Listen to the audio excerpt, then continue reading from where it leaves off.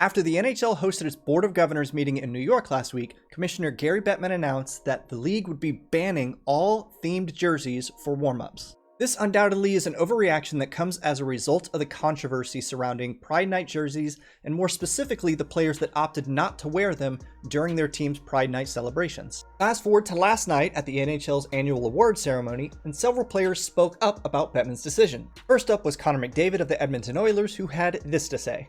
"It's disappointing to see. It's not my call, but obviously it's disappointing. I certainly can't speak for every organization. I know in Edmonton, we were one of the first teams to use the Pride tape. We strongly feel hockey is for everybody, and that includes the Pride Nights." So already not a good start when the league's best player and arguably most well-known name is not a fan of the commissioner's decision. Tampa Bay Lightning captain Steven Stamkos echoed McDavid's sentiments and explained it a little bit further. "It wasn't 98% or 99% of other players that wore the jersey and enjoyed wearing it and were proud wearing it, whatever jersey it was.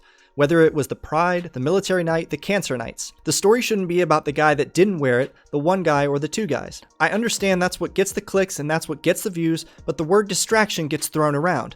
I don't think it had to have been a distraction. It could have been a non-issue while focusing on the good that was coming out of those nights." The distraction that Stamkos was referring to is the exact verbiage that Bettman used to defend this ban. Mikael Backlund of the Calgary Flames went on to add, "All the attention was taken away from the right reasons. All of us were wearing the jerseys, everyone was looking at who's not and why not.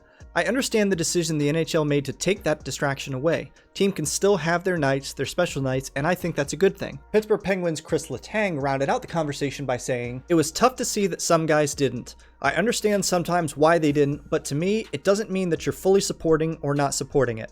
It's just to make our sport accessible to everybody." Now, going forward, this conversation is inevitably going to revolve around Pride Night and Pride-themed jerseys, but in actuality, the decision has further-reaching consequences for more than just Pride. This is something Steven Stamkos alluded to in his quote, so let's look at the Tampa Bay Lightning and how it will affect them for the 23-24 season. Specialty-themed nights for last season that included a specialty warm-up jersey included Military Appreciation Night, Hockey Fights Cancer Night, and of course, Pride Night. Other themed warm-up jerseys unique to the Tampa Bay market include a Tampa Bay Rays warm-up jersey and a Gasparilla Festival pirate-themed warm-up jersey. As is the case with most teams throughout the NHL, the Lightning players end up signing their warm-up jerseys and the team auctions them off and gives all the proceeds to the charity of the night. In the case of Pride Night, this also applies to warm-up sticks using rainbow tape and Pride-themed hockey pucks, all the proceeds of which go to local charities.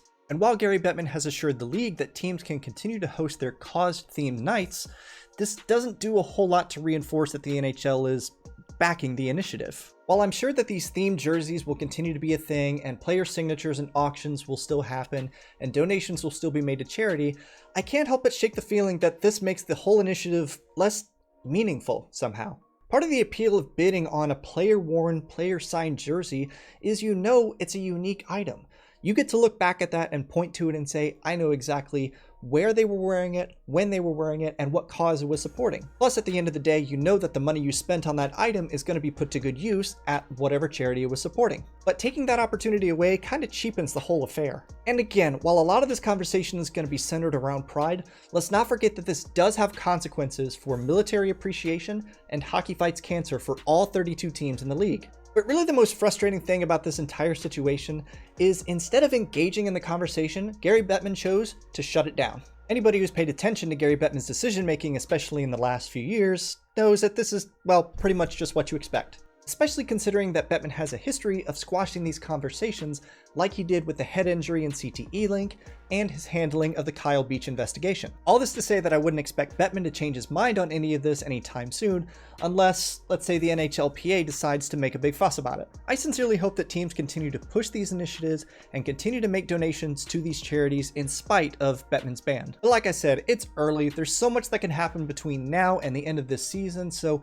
who knows? I could be totally wrong and the NHL does an about-face on this one. But in the meantime, I can't help but feel like that Gary Bettman is essentially a city council member who shuts down a 5-year-old's lemonade stand because some mother out there complained that they didn't have a permit to be operating on her street. But what do you think? What will happen with Pride Night, Military Appreciation, Hockey Fights Cancer, and all the other theme nights that happen across the NHL?